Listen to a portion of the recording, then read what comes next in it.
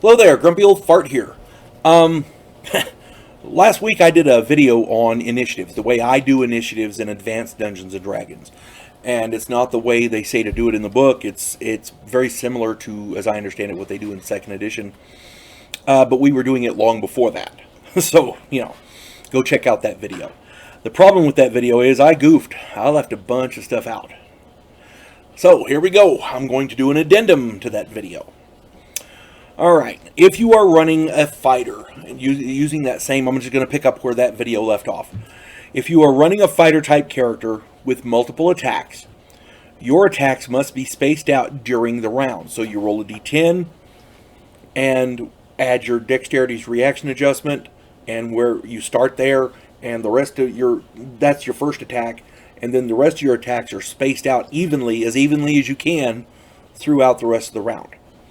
So for example, a fighter with 2 attacks rolling an initiative 9 would get his first attack on 9, and his second attack would be on 4.5, or round up to 5. Some people round up, some people round down. I prefer to round up, and I do that for all my players. I also do it for the bad guys, so it's fair for everybody. A character with 3 attacks rolling an initiative of 8 would go on 8, 5, and 2. If the character with 3 attacks rolled an initiative of 9, they would go on 9, 6, and 3. You see, you space it out. If the character with 3 attacks rolled an initiative of 2, they would go on 2, 1, and 0. If a character with 3 attacks rolled an initiative of 1, he would go on 1, 0, and -1. Okay? And the reason being, if you roll an initiative of 10 and you roll a d10 and you get a 10, but you have a dexterity's reaction adjustment of 2, that means you actually go on 12s. When I start initiatives, I start at 15 just to be on the safe side. And if I really want to scare my players, I start at 19. 19, 18, 17, because then they go, wait, does one of his bad guys go on 19? You see what I'm saying? It kind of gets people thinking about different things, throws them off their game. My contention is, if characters can go above 10 like that with their initiative adjustments, then they can go below 10 with casting times and things like that. So you can go into the negative initiatives and just, when you're doing 10 down to 2, 1, 0, -1, -2, -3, and on down. And that keeps the order of everything straight. It's still the same round. The negative initiatives don't go into the next round. The initiatives above 10 don't go into the previous round. It's all that one round.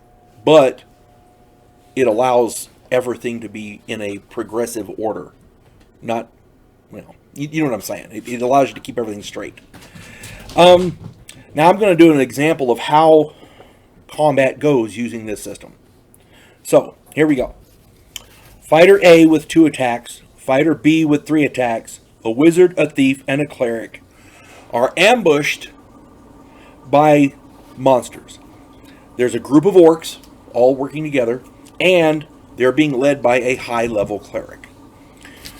As the dungeon master, I would roll initiatives for the clerics as one unit, and for the evil cleric as a separate one. So 2 different initiatives, one for the clerics, one for the orcs, and one for the cleric.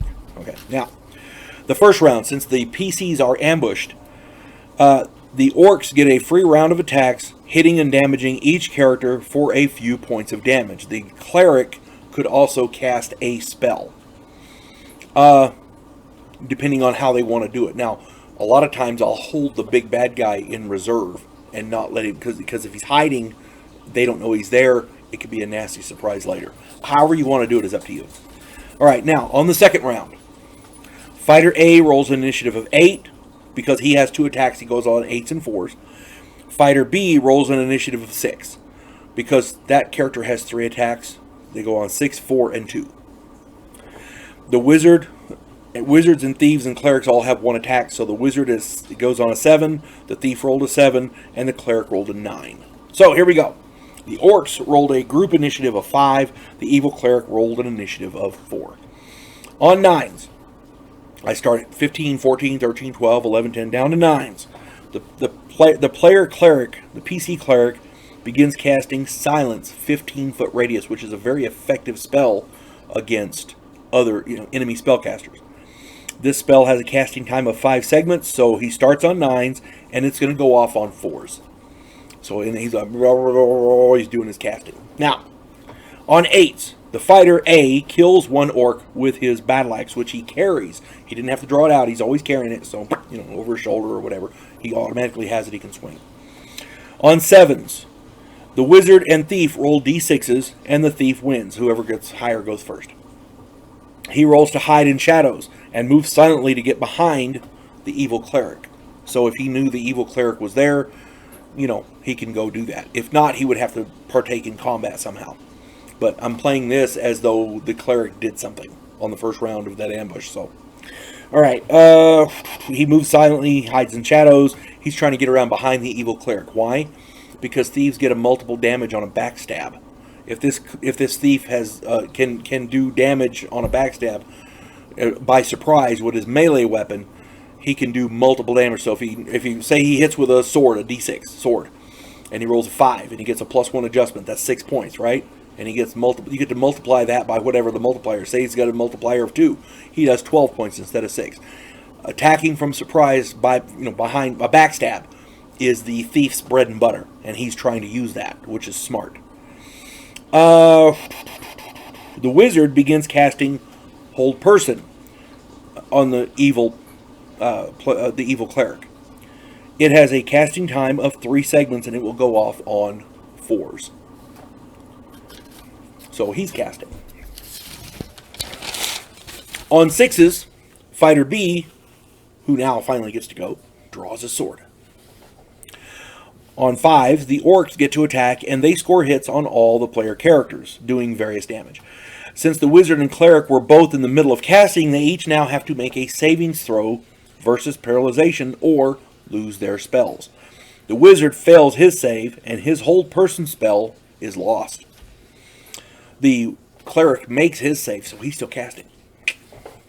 Now, if they had been wounded prior with crits or something massive, I'm not talking cuts and stabs, I'm talking like a spear in the chest or whatever, they would have had to make minuses on their savings throw versus petrification. But since all it was little hacks here and there, it's not that big a deal. On 4s, the evil cleric, the PC cleric, and both PC fighters roll d6s. The evil cleric rolls a 2, the fighter A rolls a 4, fighter B rolls a 6, and the PC cleric rolls a 6. Fighter B and the PC cleric are tied again, and they roll off again, with the cleric winning. The cleric's silent spell is cast on the evil wizard's left shoe. If you cast it on the cleric, he gets a savings throw. You cast it on his left shoe. A little bit of a D&D hack there. Or on his cape or something. Fighter B kills an orc. Fighter A kills another orc. The evil cleric finds himself in a bad position. The silent spell virtually eliminates all of his prepared spells.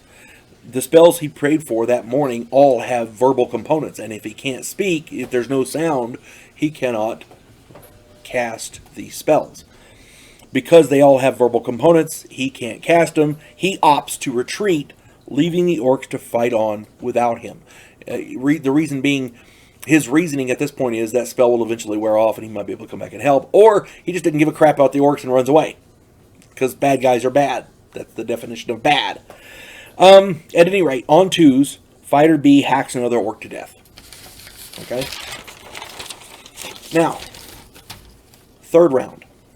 The group uses their various spells and weapons, and on whatever initiative they roll, to fight the orcs, who really have no chance but prevent the group from giving chase to the evil orcs. Or the evil cleric, rather. But the thief, who was sneaking around in the shadows, opts to follow the evil cleric.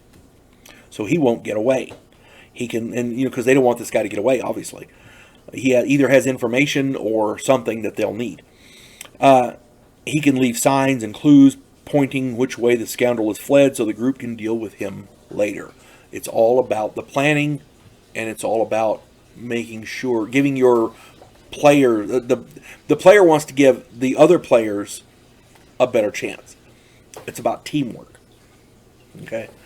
As you can see, this initiative system works well. It's free-flowing. It's fast-paced. It adds an element of excitement to the game. Nobody has the same initiative every round.